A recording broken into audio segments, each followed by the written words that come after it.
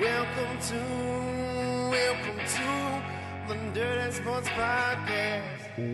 to the Dirty Sports Podcast. I'm Andy Ruther, and we are live today from Koreatown, the Don't Tell Production Studio, with my co-host, Joey No Chill Praino. Very special episode. This is a bonus episode. This is. We're giving the Dirtballs an extra episode. We owe you nothing, but we give you everything. That's right, guys. We give you everything because we have back for a second time our man, former defensive Rookie of the Year, three-time Pro Bowler, three-time All-Pro, Shawne Merriman. Welcome on back, my man. What's up, guys? How you doing? Good, good. We were just talking, actually, Shawne, before the show.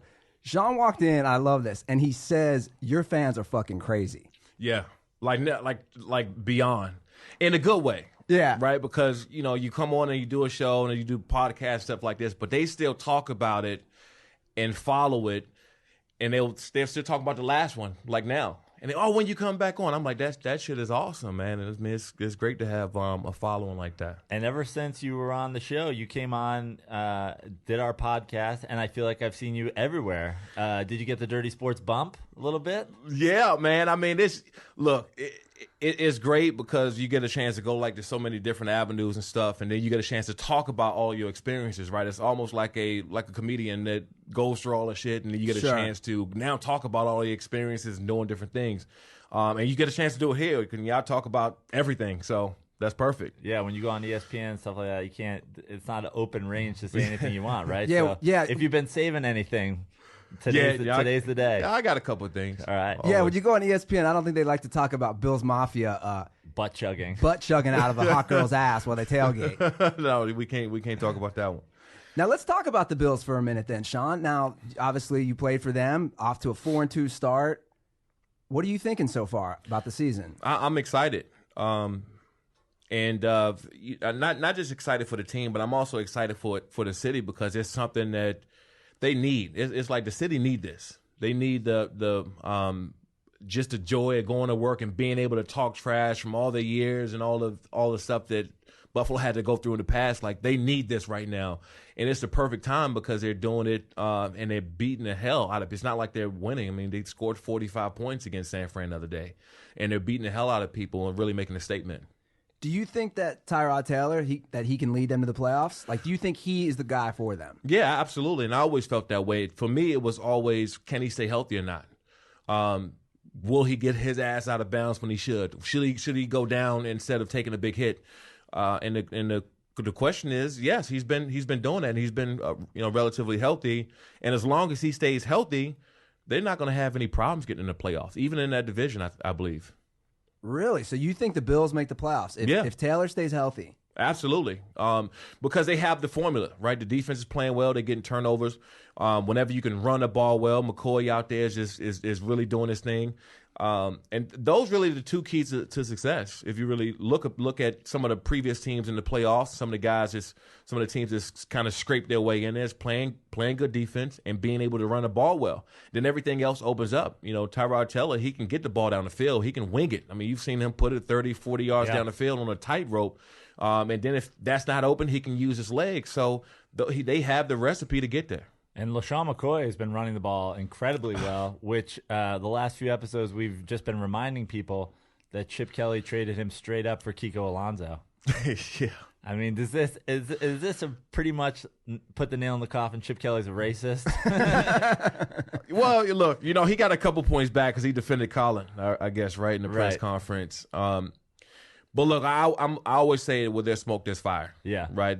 People don't make things up like that. You might have a couple of disgruntled players that you cut or let go or you didn't pay that might go and talk trash in the media or dislike you. But when you have a large group of guys saying the same thing, I think that there's a reason or reasoning that is coming from there.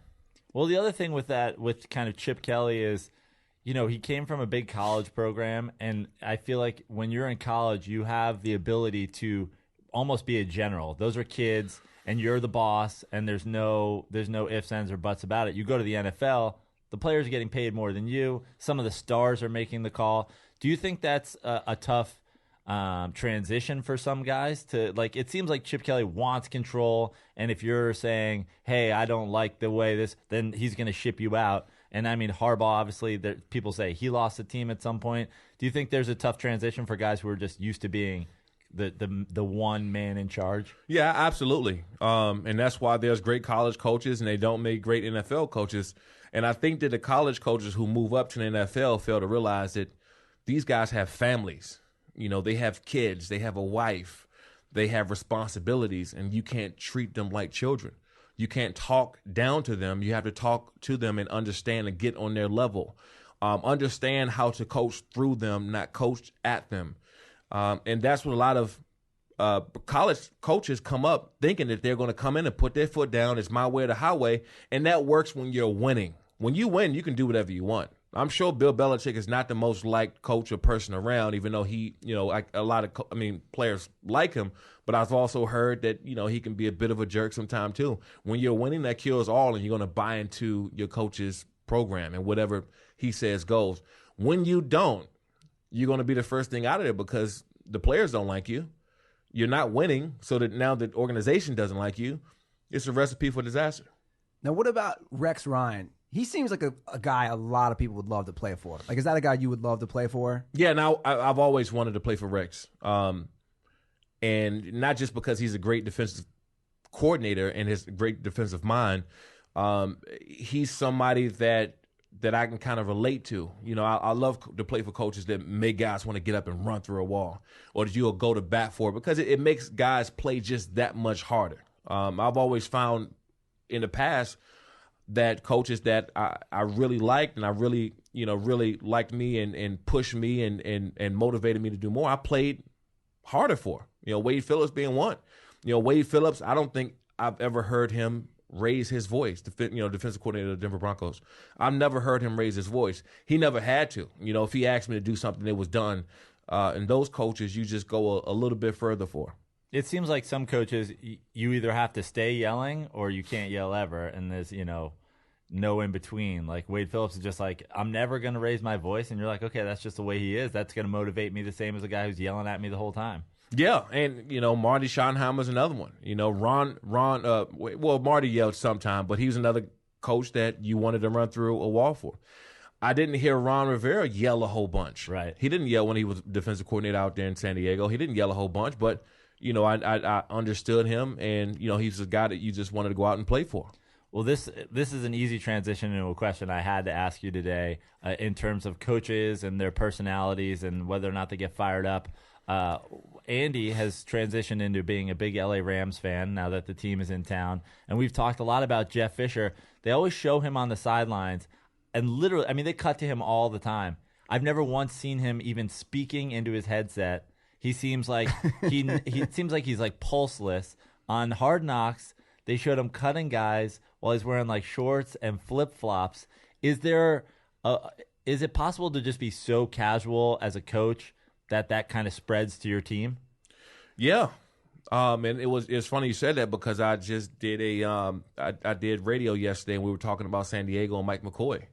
And his nervousness at the end of games now when San Diego's not finishing. You take on your head coach's or your leader's personality, period. And if your head coach is coming across nervous, or your head coach is coming across uneasy about things or worried or walking on eggshells, the team more than likely is going to walk on their eggshells because they look up to who their leader is. Now, I just have to ask, if a guy cuts you, because we have been shitting on Jeff Fisher for this. if this is your livelihood, if you go in the office and the head coach is going to say you're not on the team anymore wearing flip-flops, is that not the most disrespectful shit you've ever seen? That's how casual the NFL is now with cutting. Yeah. Right? You can cut somebody like you're about to go on a trip to Hawaii. Yeah. And you know what? You might cut them before you actually go to make your vacation a little bit better.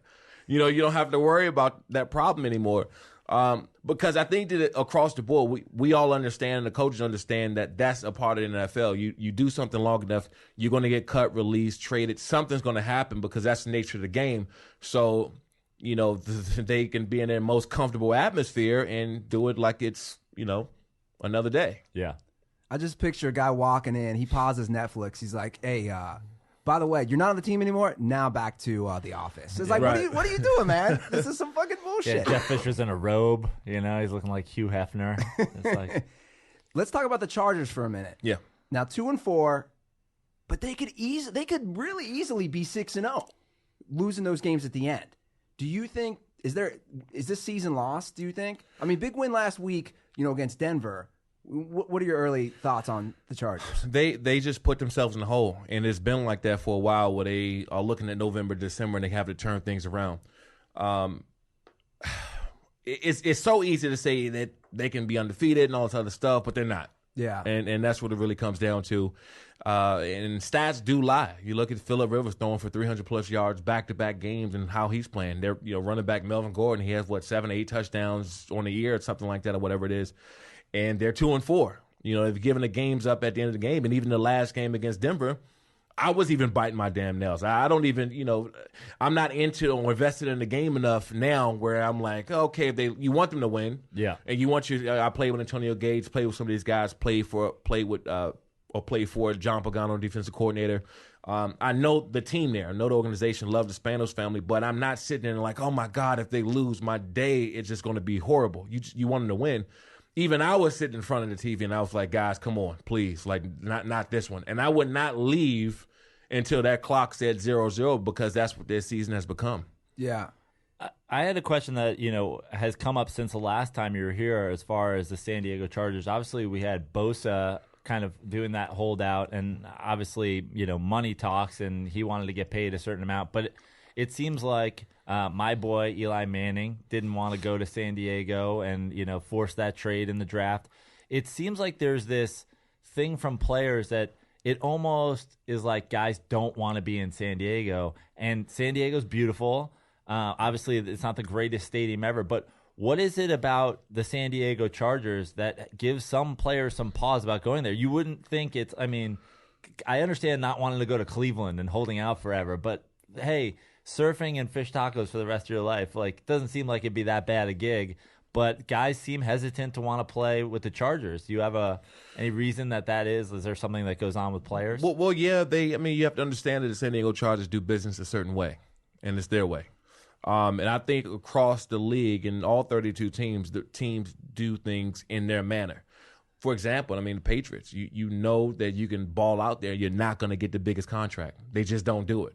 You see the other guys that go and leave and get the big contracts elsewhere, but you're not getting those big contracts with the Patriots because they'll just bring in somebody right behind you and replace you. And you look across other teams and the way they do business. So everybody has their way of doing business, and I think the initial contract and the rookie coming into camp has been San Diego's way of putting their foot down and doing business a certain way. So if you know that that's what's going to happen, I think that you plan accordingly. Now, last time you were here, I think it was May, you felt confident, Shawne, that the Chargers are going to stay in San Diego. Yeah. 5 months later, do you still feel that way, or do you think that they might come to L.A. now? No, I still feel like they're going to stay there. And they have something going on there. It's called VoteYesOnC.com. Go to VoteYesOnC.com and kind of just register and put your vote in for the team to stay there. I know they are trying to get people to understand.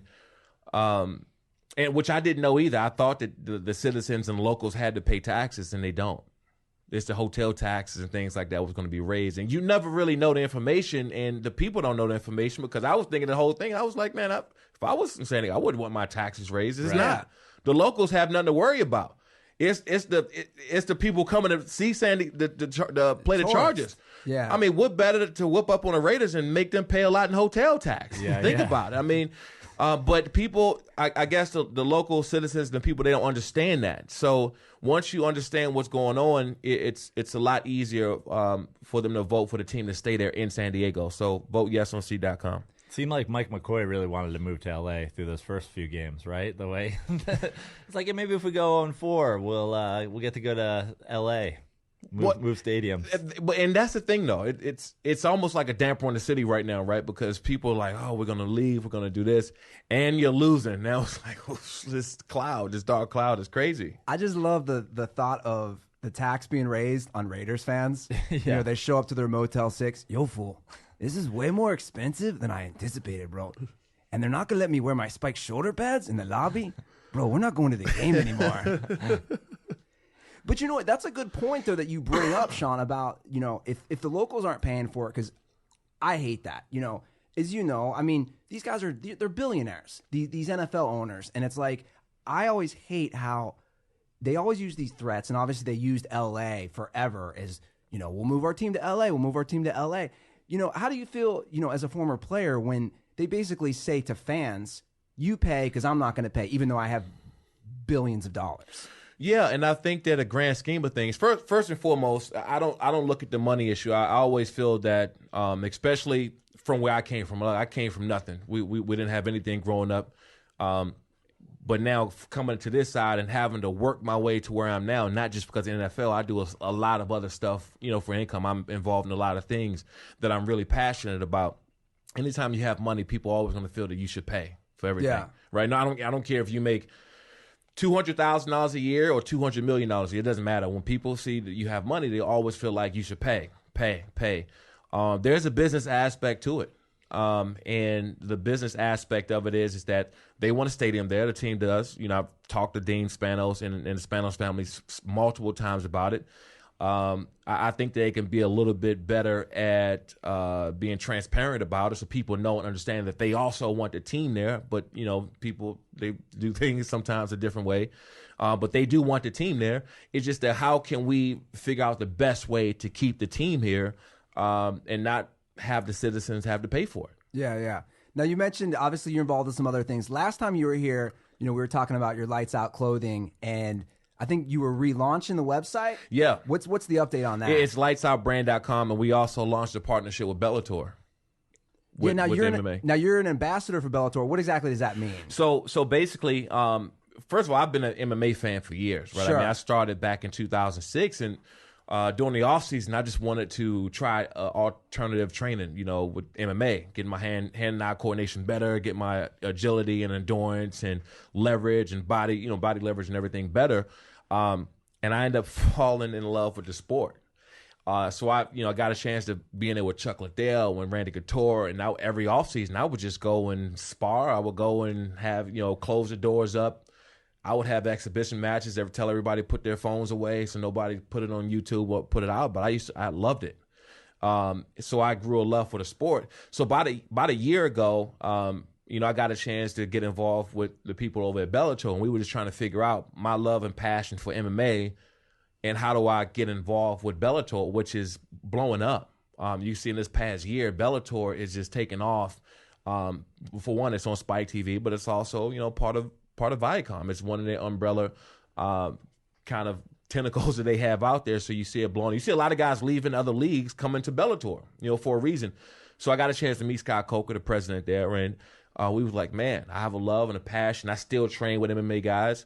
How do we make this work? How do we get Shawne Merriman into Bellator? And it's like, hold on. You got Lights Out. You have a company, fitness apparel company called Lights Out. Yep. And we have Bellator, which is MMA. Hold on, this is too easy, right? So we sat back down and we're like, okay, we're gonna do it this way. So now we brought my apparel company, which is fitness and also athleisure. We have a bunch of other stuff too that you wear outside of training and doing things, and we brought it into Bellator. And since we made an announcement almost 2 months ago, it's taken off. We've seen more action.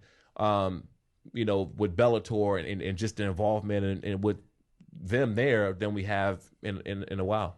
You know what I think we should do, Joe, is we should put out a call to all the dirtballs that they should get some Lights Out gear, go to a Bills game, Bills Mafia, and maybe just reenact some MMA while they tailgate. Yeah, right. Do some of this MMA through the tables. Right? Well, we've seen it already. Yeah. Let me tell you something about Buffalo. And it's so... This is the funny thing, right? So when I left San Diego and when I went to Buffalo, people always say, man, how was that? I mean, from San Diego to Buffalo. And I was like, actually pretty damn good. And they were like, what do you mean? I said, well, you have, first of all, you have like some of the best fans in the world. And they don't care if you 0-16 or you 16-0. They're going to support the hell out of you. And it could be 12 degrees outside, and they'll probably be half naked, screaming to the top of their lungs, and they treat you like you're a second cousin. They say, what do you mean? I said, I can be walking down the street, and somebody can be like, oh, yo, Lights, I seen you at the Anchor Bar, man. I'll catch you next week. And I'm like, what? What are you Duffy's? What are you talking about? They just treat you as your family, and that makes you want to go harder for the city because it's like you're playing for relatives to come and watch you play.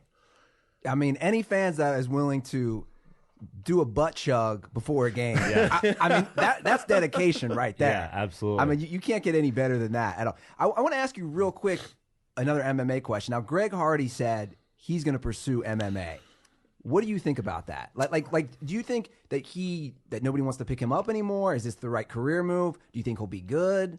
Yeah, I think if he's dedicated to the sport, you have a chance. For one, we know he's big and he's athletic. He's strong. Obviously, he goes against 350-pound linemen. He has agility because of all the things he do on the football field. The thing is, MMA is a very, very different sport, and we found that out by CM Punk, right? I mean, you can't just go and cross over and think you're going to get in there and Sure. do some work. You have to really be dedicated to the sport. I know what that dedication is, and that's why I never really took any of the fight offers that I did have because I knew that my dedication wasn't going to be there with everything else I have going on. I think that Greg Hardy, if he took it serious enough, I think he'll be okay. How would you describe the training for the NFL season versus MMA training? Like, what's the biggest difference? Everything about football training is explosion. Point A to point B, fast as you can, quick, fast twitch, and things like that. It's not relaxed at all. MMA, you have to be relaxed. You have to be calm in certain situations. You can't burn yourself out just attacking somebody and then you're burnt out. And somebody over there with much more experience than you, they're very calm and they're very relaxed and they're very smooth. They can snake you at any point in time. I'll never forget being in there with Randy Couture. I think it was around 2008 or 2009. I was training with him, and how does he size up against you? I think I probably have him by 40 pounds or so at that time, 30 or 40 pounds, and not a little bit more. And we're training and we're doing stuff, and we're kind of just rolling around a little bit, and I can feel him move my body because of his leverage and his skill level.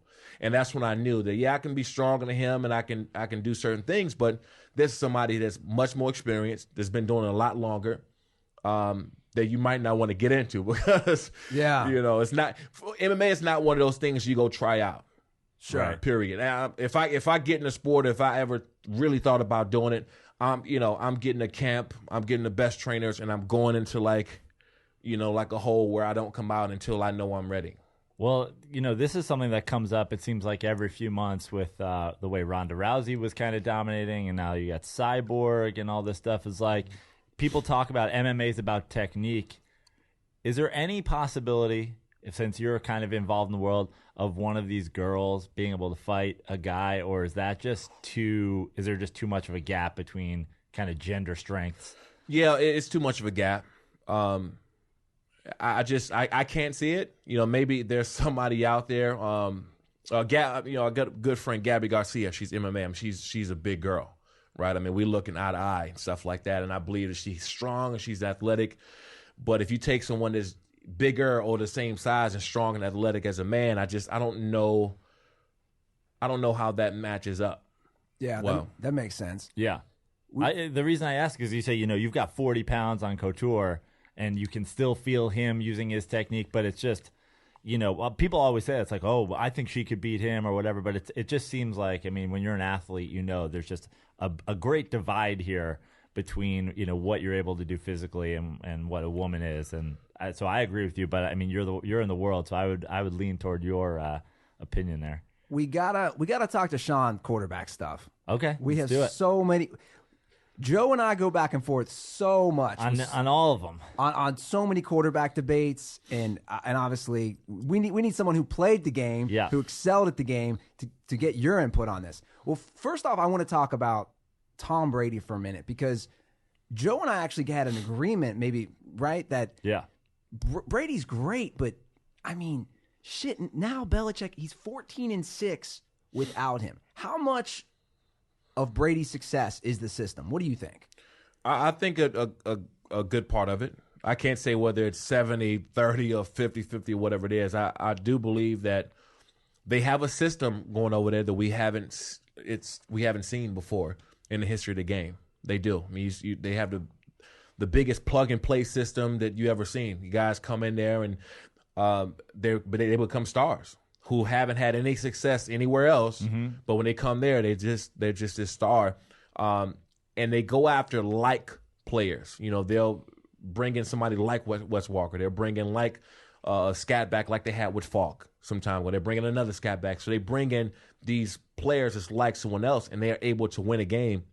And I don't want to take away from Tom Brady's success in his greatness at all, but it does say something when you can have your third-string quarterback in there and you can still go out and win games.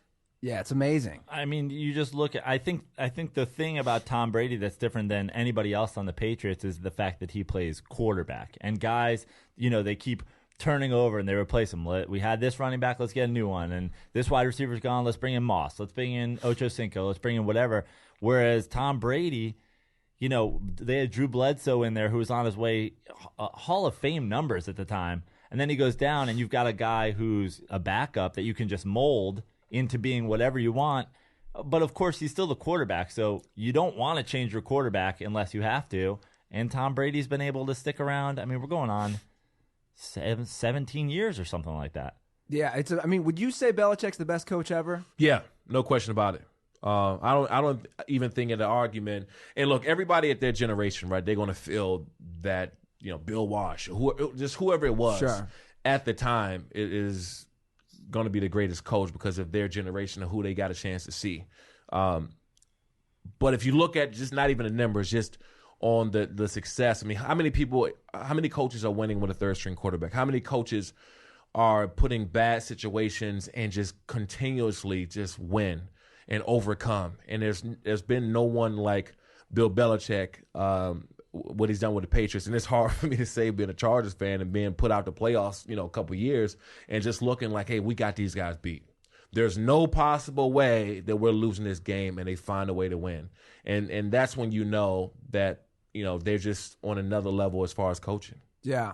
And speaking of, you know, backup quarterbacks and teams winning with backup quarterbacks, I know I've seen you give your opinion on it, but we love to get a little bit deeper in it. We obviously have a backup quarterback controversy basically happening in Dallas right now. Dak Prescott's winning games. They're dominating, honestly, some teams, some good teams. And we've got Romo on the horizon, returning from injury, and they love him, and he's got the big contract. What's your thoughts on what happens when Romo comes back? Yeah, look, I've said this plenty of times, and there's no way you mess up that team's momentum by bringing Tony Romo back, period. I know how the NFL works and organization works and being on the team works, and being a teammate of Tony Romo's, you have to continue to support him, right? You haven't heard anybody coming out saying, oh, we won Dak. I can promise you 110% the majority of that team is in the locker room saying, please, Dak, stay. But they can't come out and say that, because if they do, it's like committing a God sin against Tony Romo and Jerry Jones and the organization who supported and continuously support Tony Romo so much. You can't come out and say that. But I can almost guarantee you that majority of that team is sitting back saying, Dak, we want Dak to stay here until he's not winning for us anymore. Now, what about the kind of, this is across the board in sports, there's this unwritten rule, and obviously it's not always held true, because look at Tom Brady and Drew Bledsoe, but there's this, you know, unwritten rule in sports that you don't lose your job to injury. If you're the player on the sideline, do you think about that? And do you think about that as a player, saying, well, I wouldn't want to lose my spot to injury, so maybe Tony should start when he comes back. If I were in the same position, I'd want my job back. Yeah, look, I've been in that situation before. I had the knee in 2008, and I had the Achilles thereafter, and my play just wasn't as what it was anymore until I got my Achilles fixed, and I finally bounced back somewhat, but I was still never the same. I had to compete with guys behind me who I knew wasn't on the same caliber of an athlete, but because of what my body was at the time, I couldn't go like I usually able to go. I had to accept that I had to compete. I mean, hell, when I got in Buffalo, I was at one point when I was coming back from the injury and I was trying to get back to 100%, I was running scout team. I'm right off 3 years before Pro Bowl. You know, all pro and all this other stuff. But I had to run scout team because that's where I was at the current moment. I ran down and kickoff in practice. I jumped in and took reps with scout team. I had to work my way back into a position. And I accepted that because that's the way the NFL works.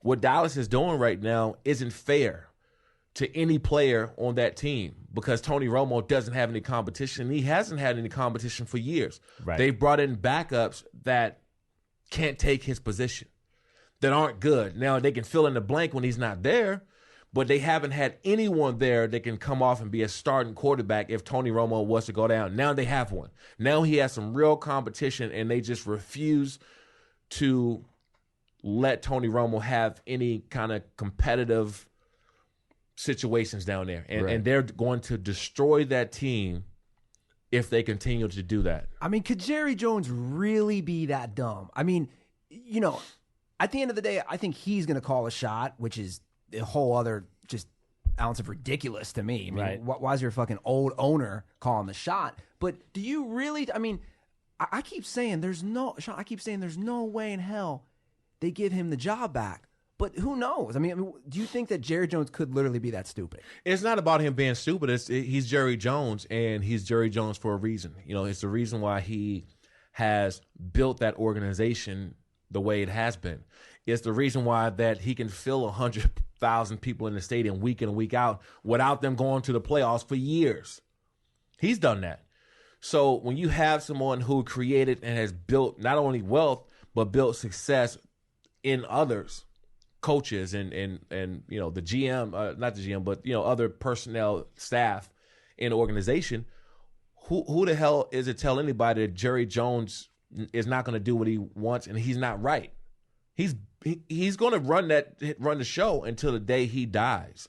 And I think that people need to understand, the fans need to understand, and Cowboy fans or Cowboy haters or whatever need to understand that that's Jerry Jones' show until he doesn't want it to be anymore. And that's probably death. That's probably until he's not physically able to run a show down there. And I think he has every right because he's built that from what they were to what they are now. And, you know, he has that right. That's his team. Now, as a player, you know, a defensive player, how do you want this handled if you're on the team? Because the quarterback and the coach, those are guys who, when they're doing well or when they're not doing well, the questions about them are asked to everybody. You know, no one goes up and asks Tony Romo what they think about defensive end play, but it seems like everybody on the team always gets asked about the quarterback and the coach. Should the coach be fired? Should the quarterback be changed? If you're in the Cowboys locker room right now and you're dealing with that question, how do you want that handled? Do you want them to just come out and say, hey, Dak's our guy until we lose games, or we don't even know how Tony's going to be feeling when he comes back, so let's just leave this question off the table for a while? Yeah, if I'm a defensive player, I would wait until they make that switch, and I will wait till something go wrong before I voice my opinion. Right now, I would if they put a mic in my face and a camera in my face and they ask me, I would be pro Tony Romo because he is our starting quarterback until he proves that he's not. If he comes back and he's not playing well and Dak is still sitting on the bench, then I'm letting everybody have it. And whether you like it or not, and whether you're pissed off at me, an organization or the team, whether you like it or not, I'm going to voice my opinion because I'm playing this game to win. And the NFL careers are so short that you only have a certain amount of time to win games, and now you're jeopardizing my future, my career as an athlete. And now I'm going to voice my opinion because you have made a decision that's going to alter the path of why I'm playing this game. Do you see any similarities? Because I was thinking about this the other day. The Cowboys, they're creating a really good core offensively, you know, with obviously with Dak, with Ezekiel Elliott, you know, with Dez. And then I was thinking about, like, your career with the Chargers. You know, on offense, you guys had Phillip Rivers, LaDainian Tomlinson, Antonio Gates. Like, do you see any similarities where, like, this could be kind of like how you guys were, where they could be good for years if they just keep these guys together? Yeah, absolutely. And it goes back to the core of what they have. They have a great running attack. Their offensive line is outstanding. They have a quarterback that's making it happen. They have an outstanding wide receiver in Dez Bryant. They have Witten still there, who I would look at him as an Antonio Gates type of player. So I'm looking across the board, you know, Vincent Jackson, Dez Bryant. You know, I'm looking at all these players in the core they have. They have exactly what we had. The problem is when you start to go and tamper with what they have and you take one or two guys out of the equation, it messes up the continuity. And when you do that, sports, and not just football, but sports is about momentum. And right now they have momentum where the ball is going to bounce their way. If they get a fumble or they fumble the ball, the ball is just probably going to bounce right back in one of their team's hands. Something that's a pick might get tipped in the air and then scored. The ball's bouncing their way right now. So that's because in sports you have this momentum. And you have to keep the momentum going. Once you break that momentum, it's hard to get it back. We got to talk Russell Wilson, Praino. Let's do it. We have to. We have debated. We've had so many debates. Like this is literally going on 2 years in the show. Well, this is great because I would love to hear, how Shawne feels about kind of my criticism. I think Andy's a huge Russell Wilson fan. Well, hold on. Let me just say this. I would say, even a few weeks ago on this show, I would put him as a top 8 quarterback. And, and I understand Joe's perspective is, look, number 1 run game, number 1 defense. He's basically had that since he got there. But my thing is he doesn't make the mistakes, But I know why Joe's critical too. Like, what do you like Joe's saying? What do you think? As a guy who played defense, as a guy who sees Russell Wilson run a lot, is that a guy you want to play against, or is he good? Does he know when to get rid of it, when to slide? Yeah, it's the mistake-free football that he plays. You go through and you look at some of the things that Russell Wilson does, and it's really the biggest part of Russell Wilson's game is being able to minimize the mistakes, know when to throw the ball down the field, know when to throw it out, know when to get out of bounds, know when to run. It's mistake-free football. I don't know if I would necessarily put him in a top 8 or not, only because that he is outstanding when he has people around him. He's outstanding with a running game. He's outstanding when Jimmy Graham is making plays. He's outstanding when his defense is playing well. When they're not, you're just sitting back like, damn, you didn't see that? Or what? What's going on? You're thinking, okay, man, oh yeah, he had that knee injury or ankle injury the week before. You start blaming it on maybe that. And when it's not that, then you're trying to figure out, he kind of confuses you, right? And how you feel about him as a quarterback. And he's outstanding when he has some of those things around him because he does, his legs, he can get away from you at any point in time, but his legs make him good because he has a running attack. And you don't know when he's going to take off or when he's going to do a play action pass because the run is just scaring the hell out of you. Or you don't know if he's going to take off and run and get 4 or 5 yards and keep the play alive, or whatever it is. So he's outstanding when he has a few pieces around him that kind of, makes him look that much better. Yeah, I mean, I think Russell Wilson's a great quarterback. There's no doubt about it. But we've kind of talked about where he is in terms of where the quarterbacks rank today. And like you said, mistake-free football is so important. Probably more important than anything. And as a defensive player, you love that. Yeah, you would take that any given day than some gunsling Jay Cutler going out there trying to wing it between 2 people and get picked off. But the next drive, he'll throw a 60-yard pass on a dime. Right. You'll take that mistake-free football as a defensive player all day. And it takes a smart quarterback to play mistake-free football, knowing that your defense is going to get it done for you, your running back's going to get it done for you. My criticism of Russell Wilson is, and I would love to hear your opinion of this as a pass rusher, having the mobility is so important. And being able to run and being a dual threat is great. But you look at guys, like Aaron Rodgers, who will sit in the pocket all day, and then when nothing's there, he'll take off. Steve Young, who's one of the great mobile quarterbacks of all time, a pass-first quarterback, but then has the ability to run. Sometimes I think Russell Wilson pulls the ball down when the pressure gets to him a little bit and relies on his legs. And I wonder, as a pass rusher, when you're going after a guy and he's not maybe standing in the pocket till that last second and delivering, dimes, do you feel good that you got a guy off his spot and then he starts to take off? Or are you like, damn, now he's going to get out of the pocket? No, that pisses me off. Yeah. I hate it. I like to play against what I call the Statue of Liberties. I want those guys to stand back there and just stand still for me. Just make it, easy, because a guy who, can use his legs, you have to rush in your rush lanes. So that you can't, if you think you got an offensive lineman, you can beat him under real quick because he's jumping you and he's too far outside, you come up under, you're like, you can't do that this week. You can't do it. So an offensive lineman knows who's that quarterback. They know that that people have to be honest.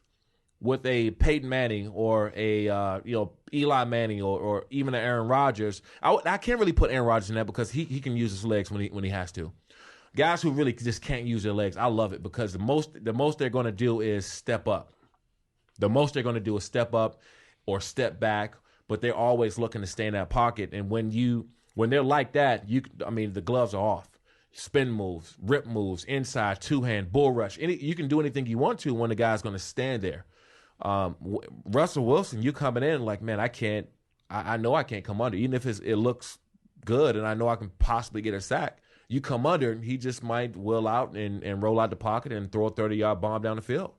So I'm glad that you're here because one of the guys that's kind of right in the argument for us is your former teammate, Phillip Rivers, who I think is an incredible NFL quarterback. I think he's one of, the top 8 quarterbacks in football. And people love to kind of take away from people who haven't won Super Bowls. And I always think that's unfair. Obviously, winning a Super Bowl should raise your profile and add to your resume, but I don't think it takes away from your resume necessarily. It doesn't take away from what Phillip Rivers has done, that he hasn't won a Super Bowl, but Russell Wilson has.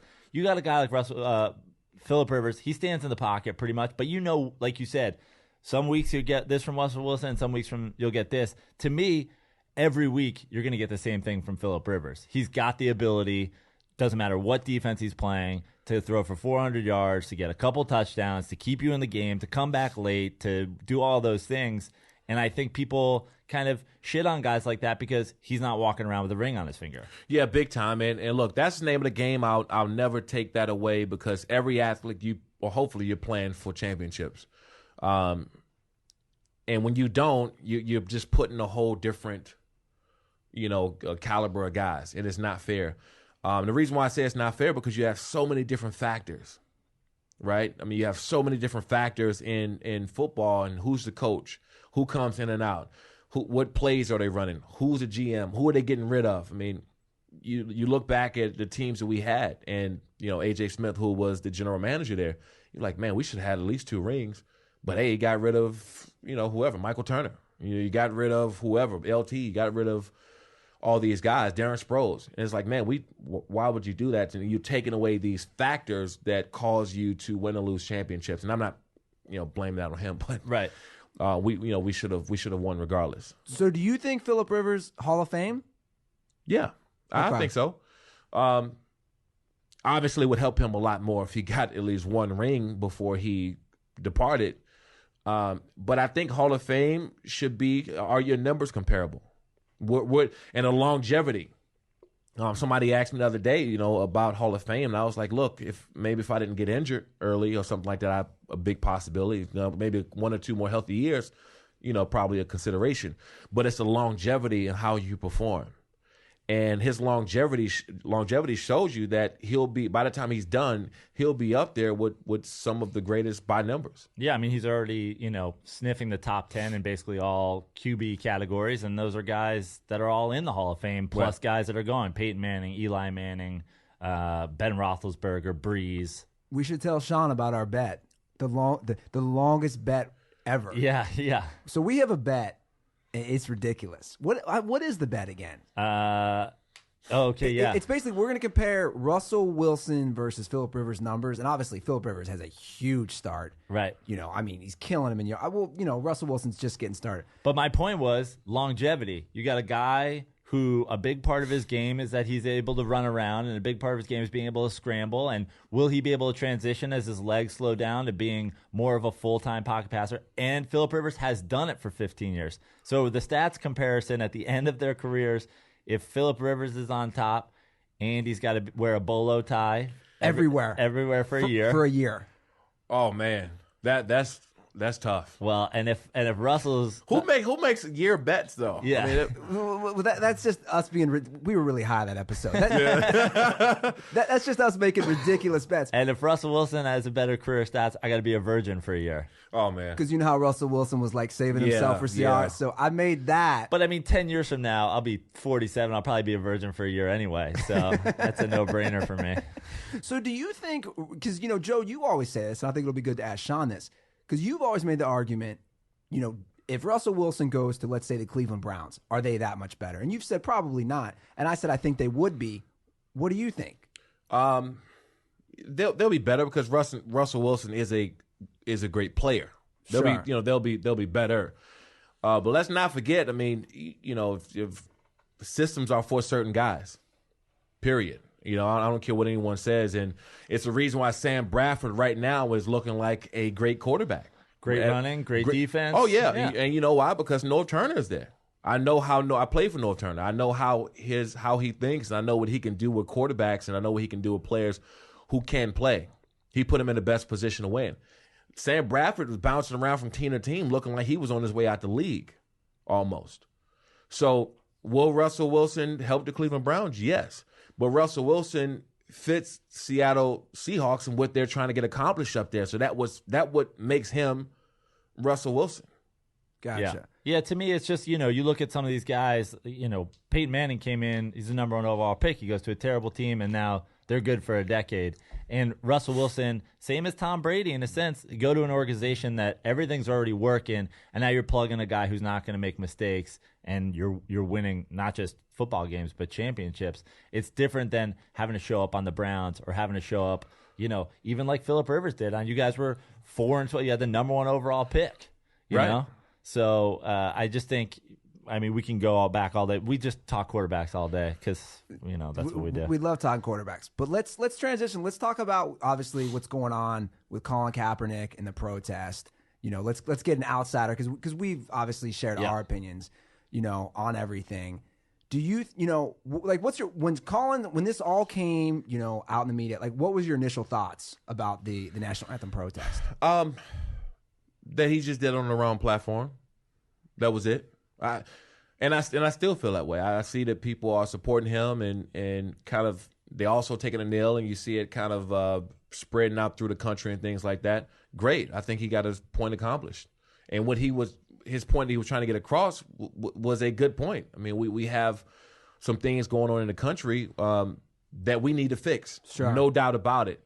I just always felt it should be on a different platform. The reason why I said that is because you play a team sport. You play a team sport, an organization is paying you. If he was a tennis player, he played golf, a boxer, MMA fighter, kneel all you want, do it whenever you want, because you only got to answer for yourself. When you do that in the representation of an organization and your teammates, because this is what happens on teams. When you do something, your teammates and people around you have to answer for you.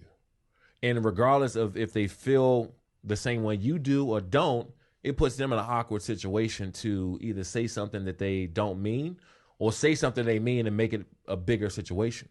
And if they're playing the Rams that week, the concentration is not on the Rams. It's about Colin Kaepernick taking a kneel and what he was taking a kneel for.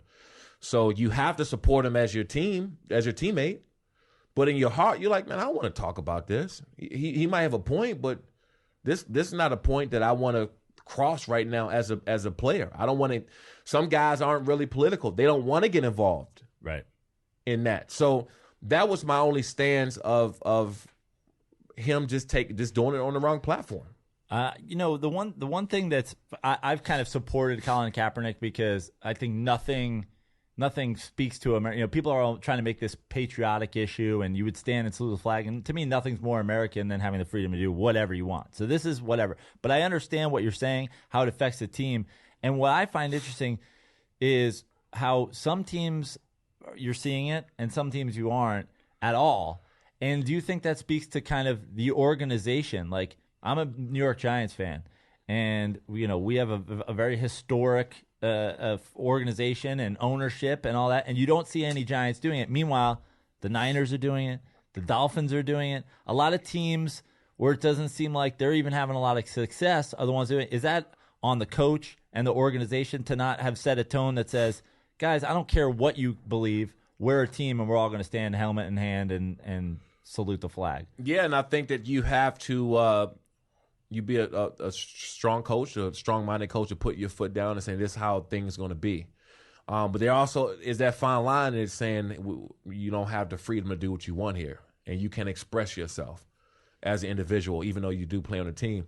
So there's a very fine line. What I'm most shocked about through the whole situation, when people asked me about it when Colin Kaepernick did that, I was just like, whatever. I understand the point that he's trying to get across. I get it. And I think he did a good job of getting it out there, because if you're willing to take the repercussions and you doing that, then that's okay. What I don't understand is the backlash. The people, oh my God, what is he doing? That's the biggest part of this whole situation where I don't get. If you're willing to make that big of a deal about what he did, why don't you make a big deal about what's going on in the country? People getting killed. Yeah, people getting killed. So it's just subtle. A lot of it's subtle racism. Wouldn't you agree? Yeah, absolutely. It's where they hide behind. Oh, this is disrespecting the flag. This is and Joe and I, there's elements of this we agree and elements we disagree. Like, we completely agree. To me, it's not.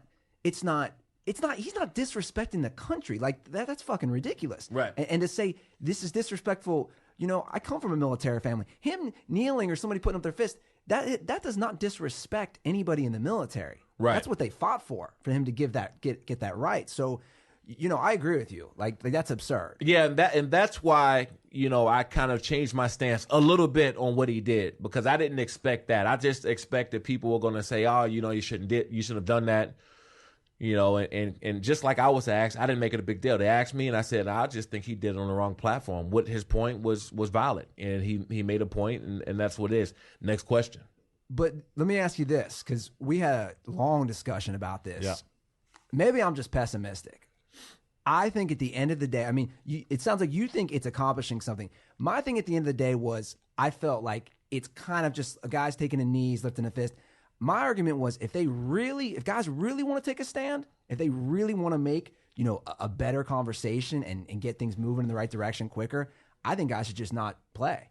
Or Collins, he's donating his money, which I think is great. Basically, either financially or just straight up boycott. Because my argument was, what if, let's say, half the players on the Dolphins said, we're not going to play this week? Do you think that would be more effective, or do you think I'm wrong in just assuming that? Yeah, but you can go back to the lockout. You can go back to trying to get a group of guys to come together and say, we're not going to do this. I always felt that the power is in everybody. I always felt that. And if you can get all of whoever on the same page, and you can really make some moves. You can really change laws. You can change so much if everybody was on the same page. So the power has always been in the groups of people. But the problem is some people can do it and some people can't. Some guys are just barely making a team. Some guys have fought their way just to get on an NFL roster and provide for their family. And some guys like Colin are making $19 million this year, whatever it is. Right. And he can do whatever he pleases. And when you have that much of a divide, it's almost impossible, unfair to say that everybody should do this because of this. Sure. That's a good point. Yeah, the greatest thing that ever happened to a guy on the scout team is the starter at that position saying, I'm boycotting the game today, right? Like, now suddenly you got a chance to play. And, even look at like Shawne was saying, the strikes, the lockouts. We had scabs in baseball. We had scabs in football. We had, scabs, whatever. We had replacement players.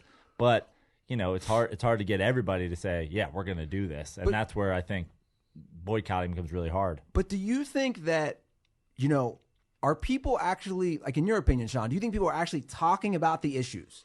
Police brutality, racial profiling, people getting killed who, are just flat out innocent. Like, do you think people are actually talking about this?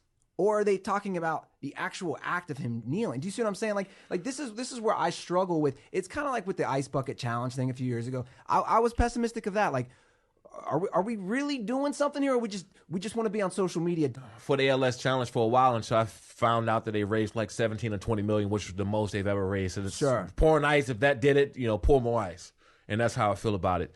I do believe that people are looking to overshadow what he's doing because of what he's doing and what's out there, and kind of beating around the point of what the real talk should be. Now, this is the thing. We all know about police brutality and stuff. This is not a secret. It's not you're not bringing more attention to what's going on. We all know. Sure. I think that, and things are changing. Things are changing in a way where rules are changing, and laws are changing, and people are being held accountable for their actions. I just think that people want everything to happen tomorrow. Right. That's the problem. We all know what goes on in the. This is not a secret. We see it on the news every day. We sit on the TV every single day. This is not new. People just want it to happen tomorrow. This time next year, things will be different. There will be more people held accountable for their actions. There will be more police officers speaking out against other police officers, not afraid to say something. People just want it to happen tomorrow, and that's the problem with society. It's not, okay, bring more attention. Kneel and do whatever you want to bring more attention to it. But everything takes time. Everything takes time. And if you expect for the rules and laws and everything to change next week or 2 weeks from now, it's not. This time next year, I guarantee you there's going to be more police officers who aren't afraid of what's going to happen to them if they speak out. I just decided right then and there, that was the best thing I've heard. Way better than anything I've heard from Hillary or Trump. I'm going to vote for Shawne Merriman for president. Yeah. You got my vote. I'm just going to write in lights out. You get my vote because I didn't want to vote for either of those idiots. So Shawne Merriman, guys, cast your vote. 2016. The guy should be president. Make it happen. No. I can't. I wouldn't be able to do that. I'm too honest for that. I'll be out of office in 2 seconds. Is there some skeletons in the closet that they would pull up? No, of course. Hell yeah. You kidding me? Not even skeletons. I don't have my skeletons are out. I'm wearing them as a robe.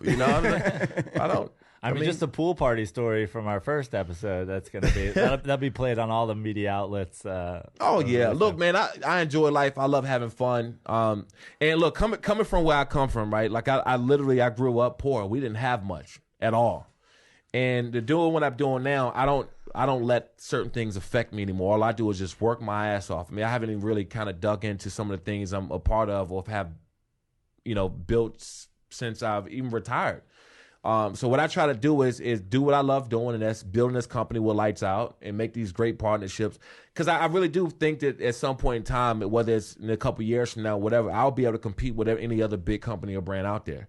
I've been kind of raised and I've been around that atmosphere where I think that I can not really challenge. I just think that the lights out brand is going to be a household name where, it's going to be up there on just about every other big brand in the world. So I just enjoy doing what I'm doing right now and having fun. And I have it's almost a joke because I'm so honest. Probably that's why I'm single, right? Because I'm like, what did you do? Do you really want to know? Because, I'm kind of honest, right? Yeah. You're just an open book. Just an open book, man. I think that open book policy is the best policy. That's why, basically, that's why I've lived my life, too. Maybe that's why I'm single, too. Now, Shawne, what is the website again for Lights Out for all the dirtballs and all our listeners to go check it out? It's lightsoutbrand.com. I have the spring collection going up. Pre-orders going on right now. I also just made a huge partnership the other day with drjays.com. They put in a huge order, and a huge partnership is coming, the next few weeks. And then for the spring, we're going to really gear it up for them. And we got another big announcement coming with a huge retailer we just partnered with. And I'm really close to the owner. He's a really, really good friend of mine, but we'll announce it together. But drjays.com, we'll check it out for Lights Out brand stuff to be sold in there soon. And then I know you I forgot the one question we got to get to real quick before we go. We were just talking about kind of sideline antics, and the guy whose sideline antics have been at the forefront of the NFL the last few weeks. Being a big Giants fan, I had to ask you about Odell Beckham Jr. There's so much to the Odell Beckham Jr. kind of story and saga and whatever, and I think something that's being missed already is we're in week 6, and for all the talk, oh, he's down, he's not playing well, he's a distraction. I looked at the stats, say he's the 5th leading receiver in the NFL. He's got 3 touchdowns in the last 2 weeks. The antics from the kicking net to the late hits out of bounds, all that. What's your thoughts on a guy like that when you have kind of the high profile receiver and all the talk that comes with what's happening to him on the sidelines? That he's young, and I can speak for myself when I was younger. I didn't do anything like that, but I definitely was. I wouldn't call it a hothead, but I would go off on the sideline. I mean, I would really lose it until you grow out of that and you start to learn to put your emotions and stuff in a different direction where it should be. I never caused my team penalties and things like that, but I love what Odell is doing. Not the antics and things like that. I love the individual part about him, and I think that once he grows out of doing things that hurt his team, he's going to be a really, really a great player and really, really a great teammate and really, really a great Somebody that the kids want to look up to. I mean, think about it. You look at all the kids in the country that's wearing their hair like Odell. My son loves Odell, and I like Odell as a person. I know him well, and I like him as a person. He will grow out of the immaturity stuff that he's doing. And then when that happens, then he can really unleash himself as the player and teammate that people are just going to love. Now, the one thing I want to ask you about, because being a big Giants fan, I'm one of the guys, I read all the columns, all the blogs. I go deep in, I've heard all the stories. There's something that kind of slipped under the radar last year with the Josh Norman incident. There's something that Michael Irvin said, to a reporter, and there's something I've heard about Odell's career at LSU, and that was that a lot of the targeting that guys have been doing with him verbally on the field and kind of the way that they try to get into his head. The rumors that I've heard and what Michael Irvin said is that everybody seems to be going after him for some sort of gay thing, or calling him out for being gay, or insinuating that he's gay. And obviously he's never said anything about that. He's never addressed it. Some of the videos he's put up, are very interesting, and maybe is what is leading to this. It almost seems to me like it's not really being talked about in the mass media, but almost that he's basically being gay bullied, and that kind of made him snap. And maybe it's I'll show you how manly I am. Is this something that you think is going on with him? Do you think this is a reason behind it? And also, is this something that every single player in the NFL who's a little flashy has to deal with, and he's just not handling it as well? Well, first of all, I think that success brings you all kind of hate, right? And I don't care if someone is calling you gay or if someone is calling you whatever they want to call you, because success in general, whether you're a football player or not, just brings you the most hate and the worst things said about you. And if you're not ready to deal with that, you're going to be in a worse position you've ever had in your life, because success just brings on a different level of hate. And I think he's getting that right now. He's fun, he's individual, he dances, he has, he's enjoying himself, he's enjoying the spotlight that he's getting. And as a player, and especially an NFL player, you'll say whatever you need to get under somebody's skin. That's your job, to get them out of their game. And I think that some players have been able to get him out of his game with the penalties and the late hits and some of the things he's been doing.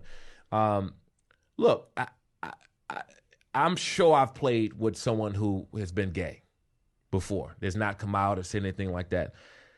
I don't care, really. I really, honestly, I want to know, on this 3rd and 7, man, are you going to catch this ball for us to win this game? That's the only thing I care about. That's it. Are you going to block this dude when it comes time? Are you going to finish this tackle to save this game? That's the only thing I care about. I'm sure 100% I've played with guys in my career that's gay, or been called gay, or people thought that they were gay. I never really cared. And honestly, I believe that most guys on the team don't care.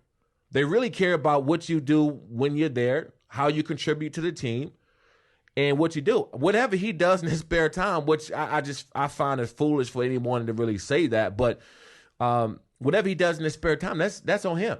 Yeah. I want to know what kind of a teammate he is. Now what I would be mad at is the 15 yards he cost us at the end of the game when the game could have been over, and you cost us 15 yards. I'm gonna go grab him up because of that. But as far as anything else, man, look, have fun. You're in the biggest stage of your life. How many people just wish they can come out of a tunnel to 75,000 people?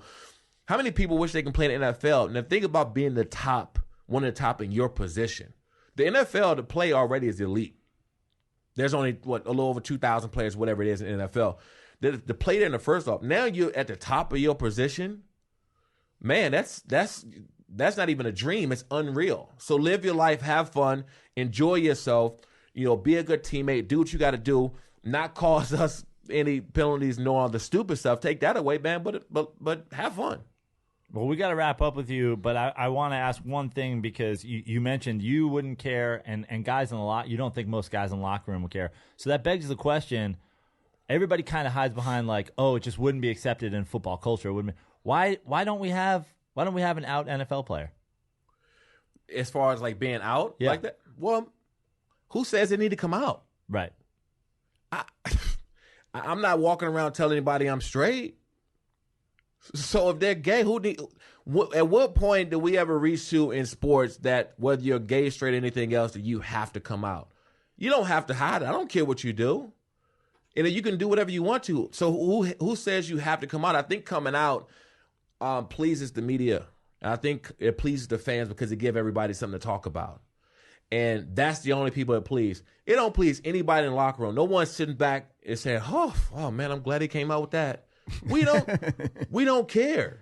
Yeah. We don't care at all. We care about what you do on the field. And I think that most guys on the team anyway can figure out or know somewhat if a guy is gay or anything. We just don't care. And I think that's a great point to add on to that. It's like I've talked with my brothers who are military, and they say the same thing. They're like, I don't care if somebody's, in the line of duty. You don't care if they're gay. You just want to know somebody has your back, which is the same way with football or any other sport. Right. You just, it's about the team. So, that makes total sense. Yeah. Well, Shawne, it's always a pleasure, man. Thanks, man. I appreciate it. Where can everybody follow you on Twitter? And I know you guys will be sending Shawne Merriman some tweets. Yeah.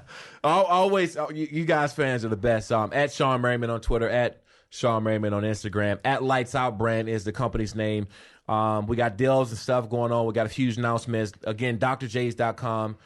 Sometime in the next month or so, we'll be launching there as our kind of online potential. And let's get some of those photoshops of President Merriman going. Let's do that. And also, anybody who sends us any tweets or snaps or whatever, Instagram, wearing Lights Out gear, we're going to give you guys love back. Yep. So get those pictures out there, and I especially am calling out you, Bills Mafia. Yeah, that's the family there. That's my extended family back there. I want to see some Lights Out gear with some crazy antics before Bills games. And of course, you guys can follow us all at The Dirty Sports and at dirtysports.com. Joe Praino, anything to plug? At Fix Your Life on Twitter. I'll be up in the Bay this weekend. Shows in San Francisco and Oakland, so come check that out. All right, and you guys can follow me, of course, at Andy Ruther. Well, guys, that is another episode, and again, Shawne, thanks a lot for coming on. And stay tuned, guys. We'll have another episode on Friday. And as always, guys, don't forget, condoms are for pussies.